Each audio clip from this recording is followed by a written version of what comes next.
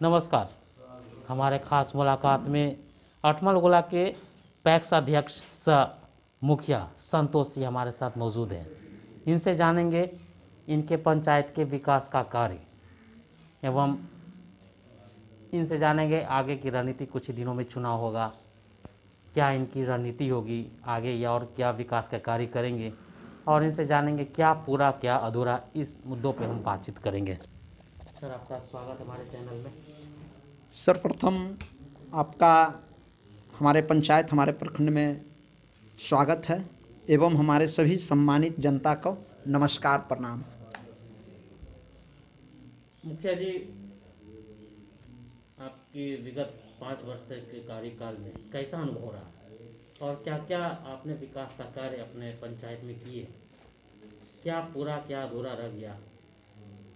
देखिए, पिछले 5 साल का कार्यकाल मैं अगर देखूं तो हम 5 साल नहीं, इसको 10 साल कहेंगे, इसलिए कि पूर्व में जो मुखिया जी थे वो हमारी पत्नी थी, तो वो भी अपना कार्यकाल देखें, हमने भी अपना कार्यकाल को बखूबी निभाया।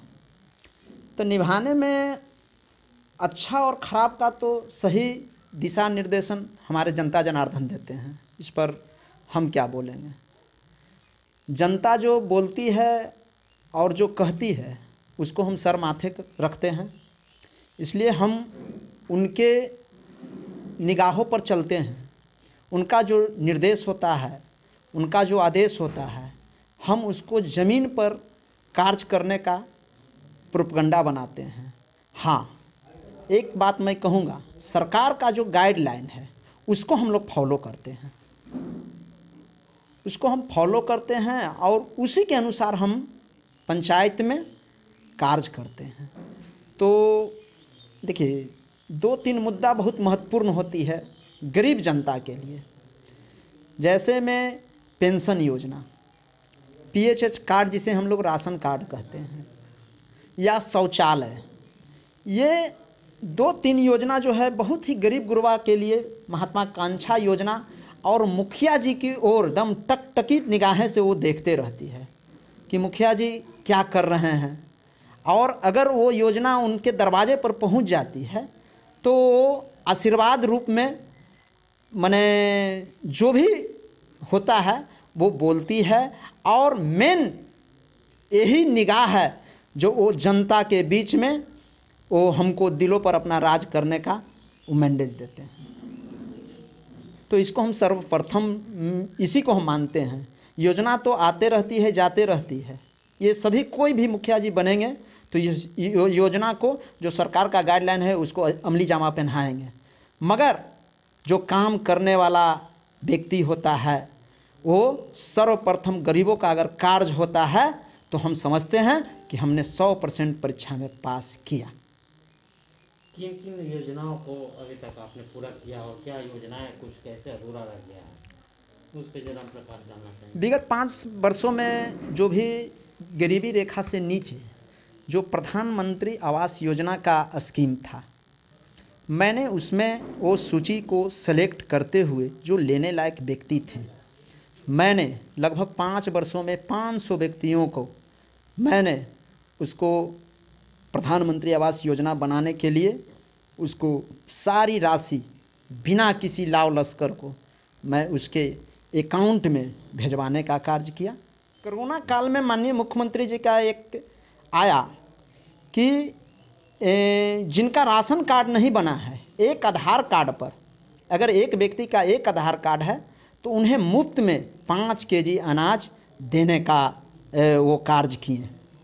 तो मैंने सभी लोगों को घर घर जाकर उनको 5-5 केजी अनाज दिलवाने का कार्य किया, एवं जो राशन कार्ड हमारे यहाँ पूर्व से था उनको उन्होंने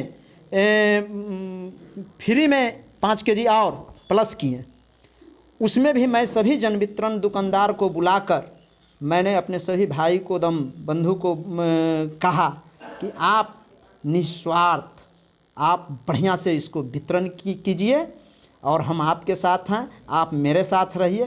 काहे कि ये दुख की घड़ी है, कोरोना कोई में बिहार में और भारत में नहीं, ये पूरे विश्व का वैश्विक महामारी है। और हमारे डीलर भाई और जनता दोनों का सहयोग रहा और बिना किसी लाए लपटाए का उन्होंने घर घर उसका वितरण किया और ये हमको अच्छा लगा। नल जल योजना में हमारे यहाँ 13 वार्ड हैं। 13 वार्ड में 6 वार्ड में पीएचडी द्वारा बड़ा सा टावर के द्वारा उसका कार्यकाल चल रहा था। 2 वार्ड में पंचायत के द्वारा हो रहा था, जो दोनों वार्ड में नल जल चालू हो गया। फिर शेष 5 वार्ड जो थे वो पीएचडी के टेंडर के द्वारा कार्य हो रहा है। टेंडर के द्वारा कार्य हो रहा है। थोड़ा सा अभी हमारे पंचायत में नल जल जमीन पर नहीं उतरा है, इसका हमें दुख है।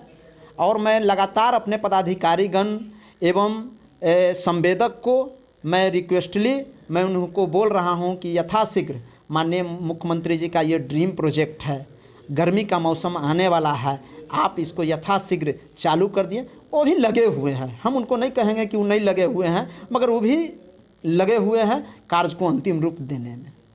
एक बहुत ही महत्वपूर्ण सवाल आपसे हम करेंगे। आप जनता के बीच में रहते हैं, आप लगातार 5 वर्ष से जनता के बीच में हैं। आपको कार्य करने के दरमियान बहुत सारी समस्याओं का सामना करना पड़ा होगा, तो कैसे आप जनता के बीच में जाते हैं, उन योजनाओं को जन जन तक पहुंचाते हैं? देखिए, कोई भी कार्य छोटा नहीं होता है, हम लोग उसको छोटा नहीं लेते हैं। और मुखिया जी हैं, लोग हमको चुने हैं, तो जब परिवार का कोई, घर का सदस्य का कोई एक परिवार मुखिया माना जाता है, तब भी तो घर परिवार में बहुत सी बाधाएं आती है। और हमें तो अब 9000 जनता का प्रतिनिधित्व कर रहे हैं, वो आशा भरी निगाह से हमें देख रही है। तो इसमें डरने और डराने की कहाँ बात है। उनकी भी बात को मैं सुनता हूँ, मनन करता हूँ, और हमको ये कभी बुरा नहीं लगा कि उन्होंने कुछ हमको बोल दिया, उन्होंने कुछ हमको कह दिया। हमको खुशी होती है कि अगर मैं गलत रास्ता पर चल रहा हूँ तभी ने उन्होंने टोका कि नहीं मुखिया जी ये काम गलत हो रहा है, मुखिया जी ऐसे होना चाहिए। हम जब रात में आते हैं सोने के लिए, तो जब तक नींद नहीं आती है तब तक हम उनकी बातों को गंभीरता से लेते हैं, या ऑफिस में बैठते हैं तो गंभीरता से सोचते हैं कि अमुक आदमी ने हमको ये बात कहा था, आखिर हमसे कहाँ चूक हुई, कहाँ हमसे भूल हुई, ज़रूर कोई ना कोई बात है। और उसको हम मनन करते हुए कार्य को हम उनके अनुसार या अपने मन के अनुसार, अपने सरकारी प्रावधान के अनुसार हम उसको करने का प्रयास करते हैं। और बाधाएं तो है, रही बात एक्चुअली सही बात आपने प्रश्न हमसे किया कि बहुत सी बाधाएं आती है। तो बाधाएं तो देखिए आना और जाना ये सब तो लगा हुआ है, तो डरना और डराना क्या। हम जनता के प्रतिनिधित्व हैं, हमें कुछ कमियां हैं तो उसको भी हम लोग देखते हैं, तो उस बाधा को हम लोग नहीं सोचते हैं। अगर कुछ बोल भी देते हैं तो हम लोग उसको नहीं लेते हैं। जी जी जी, दम इग्नोर करना। देखिए, एक जनप्रतिनिधि को बहुत ही सात्विक और सहनशील होना चाहिए, तभी आप जनप्रतिनिधि हैं। आपको जनप्रतिनिधि बनने का बहुत सा गुण होना चाहिए। आपको जनता मैंडेज दिया है, आपको जनता ने चुना है कि आप मेरे अभिभावक हैं। ये बहुत ही माने हमारे जैसे एक नौजवान को कम उम्र में जो जनता जनार्दन हमको ये पद पर बैठाई है, तो उसका हम सम्मान करते हैं। और ये सम्मान तो पूरी ज़िंदगी रहेगी, ये पूरी ज़िंदगी रहेगी। हम मुखिया जी रहें ना रहें, हम उनका ऋणी हैं, और हम वो जो मैंने कार्य को दिए हैं हम उसको आभारी हैं, और हम सदा रहेंगे। ये दीन दुखिया गरीब अमीर सभी के दरवाजे पर अगर वो जब भी हमको याद करेंगे या नहीं भी करेंगे, हमको जानकारी हो जाएगी, तो मैं उनके किसी भी सुख दुख में खड़ा रहने का हम कार्य करेंगे। आपने बहुत ही प्रश्न को बहुत ही अच्छा प्रश्न किए हैं, आप बधाई के पात्र हैं। मैं पुनः आपको बधाई देता हूं। मेरा जो पंचायत है एक्चुअली मुख्यालय में है, अथमलगोला प्रखंड मुख्यालय में। और मुख्यालय का जो भौगोलिक स्थिति है वो बहुत ही घनी आबादी से घिरा हुआ है और घनी आबादी के साथ घिरे रहने के कारण हम लोग का पंचायत एकदम गंगा के पैरेलल, एक तरफ बाढ़ और एक तरफ बख्तियारपुर को जोड़ती है। ताल इलाका नाम मात्र का है। दुर्भाग्य है ये अथमलगोला प्रखंड का। मैं सरकार से यही प्रार्थना करता हूँ, निवेदन करता हूँ कि हम लोग को प्रखंड कार्यालय का जो ज़मीन हमारे अथमलगोला मुख्यालय के पश्चिम साइड जो ज़मीन का सर्वे होकर गया है, यथाशीघ्र प्रशासन के द्वारा प्रखंड कार्यालय, अंचल कार्यालय, थाना का भवन अपना निजी ज़मीन में हो। किसी भी 10 पदाधिकारी, डीएम साहब, माननीय डीडीसी महोदय, किसी भी मंत्री जी या किसी भी नेताजी का अगर आगमन होता है तो हम लोग का सर शर्म से झुक जाता है कि 10 आदमी का जगह नहीं हमारे प्रखंड कार्यालय में है। ये बहुत ही दुर्भाग्य है। एक और प्रोजेक्ट है, हम लोग का दियारा इलाका है। माननीय मुख्यमंत्री जी का भी ये कर्मभूमि रहा है। बाढ़ लोकसभा जब था तो यहाँ से वो लगातार लोकसभा का प्रतिनिधित्व कर रहे थे। हम लोग सौभाग्यशाली हैं कि हमारे क्षेत्र के माननीय मुख्यमंत्री जी लगातार कई टर्म से वो बिहार का प्रतिनिधित्व कर रहे हैं। मगर दुर्भाग्य है कि कुछ कारण से हम लोग का 5 साल के लगभग से पूरे दियारा इलाका को गैरमजरूआ घोषित कर दिया गया है। एक गलती के चलते लोगों का लगातार माननीय मुख्यमंत्री जी से उनको सूचना दिया जा रहा है कि हम लोग को, किसान को कोई लाभ नहीं मिल रहा है। पूर्वजों के द्वारा जमीन का रसीद, खरीद बिक्री सारा हो रहा था, मगर विगत ये 5 साल से सारा बंद हो गया। न एक सरकार का कोई भी योजना से किसानों को लाभ मिल रहा है, न किसी का बेटी, न किसी का बर बीमारी में वो ज़मीन का खरीद फरीद हो रहा है, जिसके चलते हम लोग काफ़ी परेशान हैं। दूसरा है कि अगर बिजली वहाँ पहुँच जाए तो खेती जो पटवन का इलाका है उससे जो एक फसल होता है वो 3 फसल में तब्दील हो जाएगा और हम लोग खुशहाल हो जाएंगे। तो आपके माध्यम से हम चाहेंगे कि हमारे पदाधिकारीगण, हमारे माननीय मुख्यमंत्री जी, माननीय मंत्री जी इस पर विशेष ध्यान दें तो उनकी बहुत बड़ी कृपा रहेगी। हम किसानों का, ये किसानों का इलाका है, जो हम लोग का इलाका है पूरा दियारा क्षेत्र का, ये किसानों का इलाका है। हम लोग का इलाके में ज़्यादातर किसानी है,